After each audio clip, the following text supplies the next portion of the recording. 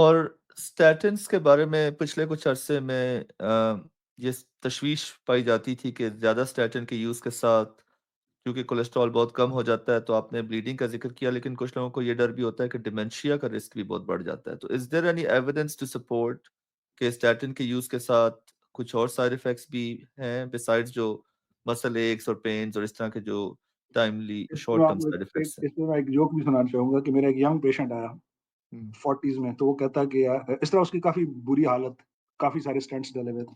वो कहता doctor the problem I have is कि इससे सुना है डिमेंशिया हो जाता है। मैंने कहा यार बात सुनो, अगर तुम हार्ट से ज़िंदा बचोगे तो तुम्हें डिमेंशिया होगा ना। तो सच पहले स्टैटिन लोगे 70-80 साल की उम्र तक पहुँचोगे, दिल तुम्हारा काम करेगा तो फिर डिमेंशिया होगी। स लेकिन जोक्स असाइड कि इतना स्ट्रॉन्ग कोरिलेशन नहीं है वैसे। अच्छा। देयर इज़ कन्फ्लिक्टिंग एविडेंस, ठीक है। अभी रिसेंटली एक बहुत बड़ा मेटा एनालिसिस आया हुँ। एंड उसमें तो उन्होंने ये कहा कि जी there is actually it is more beneficial towards dementia, कि प्रिवेंटिंग डिमेंशिया, अच्छा।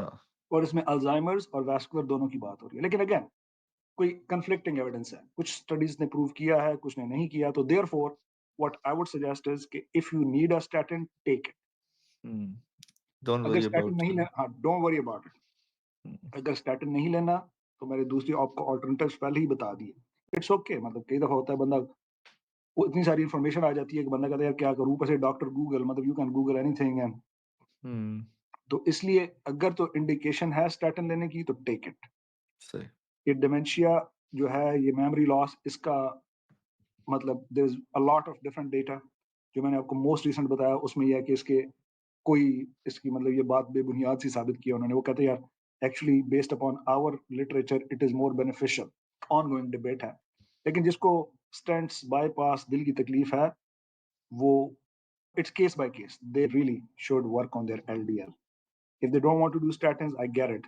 Do something else. Ezetimibe, bempedoic acid, Repatha. So there are plenty of options hmm. out there. Hmm.